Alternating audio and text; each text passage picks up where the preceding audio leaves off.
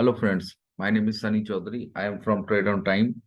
आप लोग अगर ऑप्शन में ट्रेड कर रहे हो, अगर आप Nifty option, bank Nifty option trading करते हो, उसमें एक हीरो जीरो टाइप स्ट्रेटजी लोग यूज करते हैं।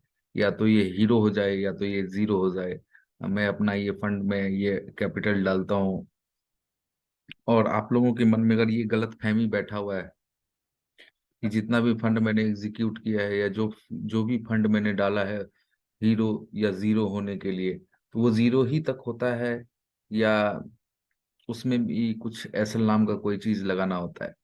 अगर आपने उस फंड को एग्जीक्यूट हीरो जीरो के लिए किया है और आपको सही डायरेक्शन नहीं पता, अगर आपके लिए वो सही मोमेंटम क्रिएट नहीं कर रहा है, तो आप लॉस कर सकते हो। और उसी वजह से लोग एक तरीके से आप कह सकते हैं कि मिनिमम लो प्राइस एलटीपी में लोग और ओटीएम में एंट्री लेते हैं हीरो जीरो सोच के। तो अगर वो ऑप्शन ट्रेडिंग का सही तरीका होता, तो बहुत सारे लोग लॉस नहीं कर रहे थे ऑप्शन ट्रेडिंग में। ऑप्शन ट्रेडिंग में आपको सबसे बड़ी चीज क्या होती है कि आपको मोमेंटम की जरूरत होती है। जब तक आपको मोमेंटम नहीं मिल पाएगा,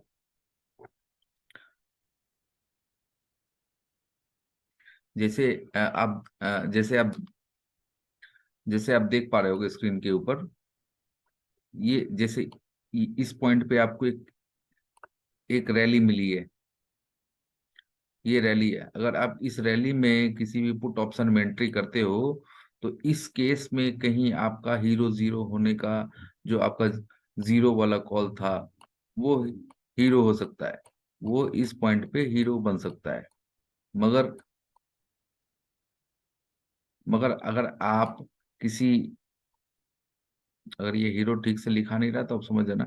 मगर आपने कहीं इस टाइप के कंसोलिडेशन जोन में अगर आप एंट्री कर लेते हो हीरो जीरो बनने के लिए, या हीरो अपने स्ट्राइक प्राइस को हीरो जीरो करने के लिए, तो आप समझ जाओ कि आपका वो प्रीमियम पूरा का पूरा जीरो ही होने वाला है। तो आपको सबसे पहले ऑप्शन ट्रेडिंग में आपको ये जानना होगा कि आपका जो एलटीपी है, या जो आपने जो जिस स्ट्राइक प्राइस को उठाया है, जिस स्ट्राइक प्राइस में आपने एंट्री की है, वो क्या और मोमेंटम उसमें मिलने वाली है, आप ऐसा समझ लो। या आपका जो डायरेक्शन है वो सही है, या आपने जो ट्रेड लिया है वो किस बेसिस पे लिया है। मैं एक आपको एक चीज बताना चाहता हूँ। मैं एक चीज का यूज करता हूँ अपने ट्रेडिंग सिस्टम में।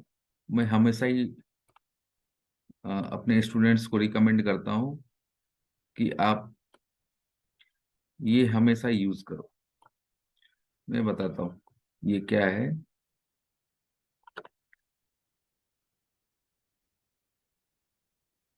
आप एक वर्ड देख रहे होगे, इसके ऊपर लिखा हुआ रेस्ट। अगर आपको मार्केट में टिके रहना है, तो आपको ये आना चाहिए। अगर आप रेस्ट नहीं जानते, तो मार्केट में आप टिक नहीं सकते। सिंपल।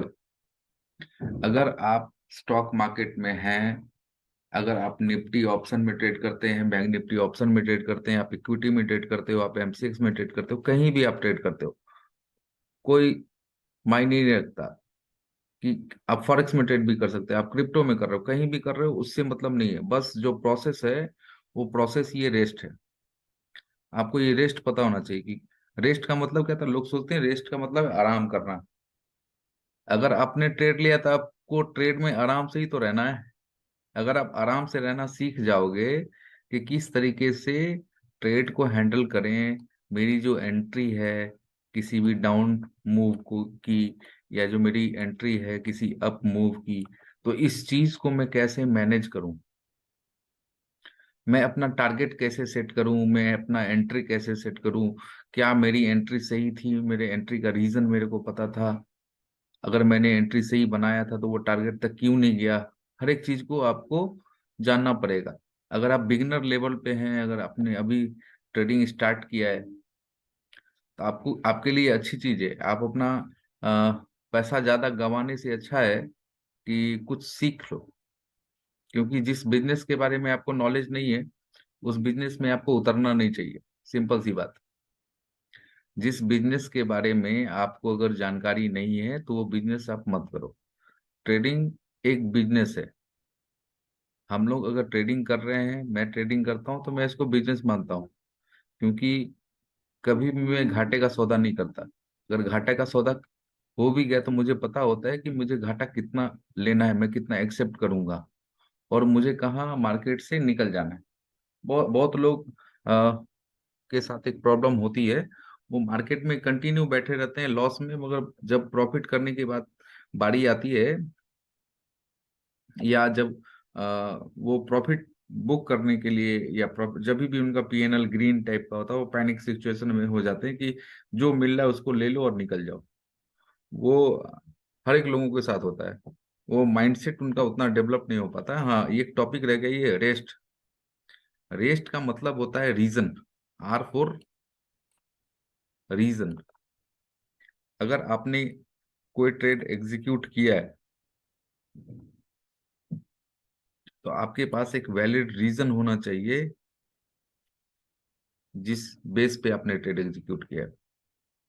अगर आपके पास वो रीजन नहीं है तो वो ट्रेड ही गलत है। बिना रीजन के, बिना किसी कंफर्मेशन के अगर आप कोई ट्रेड में एंटर कर रहे हैं, किसी ट्रेड में एंट्री बना रहे हो, तो सिंपली गलत है। आप उसको गलत मानो तो गलत ही है। Without any reason you can not take any trade. Simple. If you have a reason then we know our entry. तब हमें ये पता चलेगा कि हमारी एंट्री क्या है। और जब हमें एंट्री अपनी मालूम हो तो हमें अपना स्टॉप लॉस भी पता होना चाहिए। और जब अपने को स्टॉप लॉस पता होना चाहिए तो हमें ये भी पता होना चाहिए कि हमारा एग्जिट किस पॉइंट पे, हमारा टारगेट किस पॉइंट पे। ठीक है। The last thing in the market, you we should know our target at the last point. First, हमें ये पता होना चाहिए कि रीजन क्या है इस ट्रेड को एग्जीक्यूट करने का। दूसरा, अपने को ये पता होना चाहिए कि अपनी एंट्री किस भाव पे हो, किस प्राइस पे हो। किस प्राइस पे मैं एंट्री करता हूं तो मेरा स्टॉप लॉस बहुत छोटा हो। बहुत छोटे स्टॉप लॉस के साथ मैं बहुत बड़ा टारगेट कैसे अचीव करूं। बहुत सारी चीजों को आपको एक साथ कंबाइन करना होगा। तब आपको अपना स्टॉप लॉस भी पता होगा कि इस स्टॉप लॉस के बाद मैं मार्केट में नहीं रहूंगा, मैं इस लॉस को एक्सेप्ट कर लूंगा अगर प्राइस मेरे एगेंस्ट गई तो। अदरवाइज आपको उस स्टॉप लॉस के साथ आपको आपका टारगेट भी पता होना चाहिए, जिसके बेस पे आप अपने ऑर्डर को एग्जिट कर पाओ। अगर आप करेक्टली एग्जिट भी आपको नहीं पता होगा तो आप, हो सकता है कि प्राइस आपको प्रॉफिट 10,000 दिखा रहा हो, आप निकल नहीं पा रहे हो सकता है वो एग्जिट पॉइंट हो, और एट लास्ट आके आप 2,000 बुक करके जा रहे हो मार्केट से। ये जो 2,000 बुक करने का रीजन है, 10,000 के अगेंस्ट में अगर आपको 10,000 या इस जगह पे प्रॉफिट हो रहा था, आप अपने ट्रेड को होल्ड किए होते क्योंकि आपके पास बहुत सारा पेशेंस है और पैसा भी है मार्केट में लगाने के लिए। तो इस, अगर आपको ये टारगेट पता होता तो आपने ये 10,000 बुक किया होता, मगर आपको टारगेट नहीं पता हुआ, प्राइस रिवर्स कर गया और आपने 2,000 बुक करके पैनिक सिचुएशन में या अपने ट्रेलिंग एसएल को हिट करा के आप बाहर हो गए। ठीक है।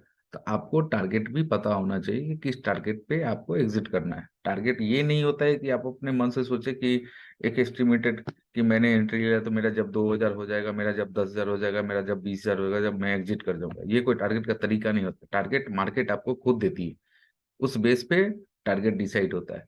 अगर मार्केट उस भाव पे जाएगी नहीं तो आपका टारगेट इस यहाँ पे 10,000 पूरा हो रहा और यहीं से कहीं से मार्केट ऐसे करके घूम गई, तो आप क्या करोगे। तो आपको अपना टारगेट, एंट्री, स्टॉप लॉस तीनों पता होना चाहिए। सिंपल। इसके बारे में ब्रीफ में वीडियो, कैसे टारगेट पता करें, कैसे एंट्री लें और स्टॉप लॉस अपना किस पॉइंट पे रखें, इसके लिए मैं अगला एक वीडियो बनाने वाला हूं। उसमें आप कंप्लीटली देख सकते हो सारा कुछ, क्योंकि मैं ज्यादा लंबा वीडियो बना के आप समझ लो ना कि वीडियो देखने में बहुत लोगों का टाइम बर्बाद होता है ना। तो जो भी इंफॉर्मेटिव वीडियो होगी वो बहुत शॉर्ट टाइप का मैं बनाऊंगा, जिससे आप लोगों को कुछ हेल्प मिल पाएगा ट्रेडिंग से रिलेटेड। ठीक है, thank you, thanks for watching my video. अगर आप लोगों को अच्छा लगा हो, या अगर आपके मन में कोई सवाल हो, किसी तरह का क्वेश्चन हो ट्रेडिंग से रिलेटेड, तो आप मेरे को कमेंट करना, मैं कमेंट में आपका जवाब दूंगा। Thank you.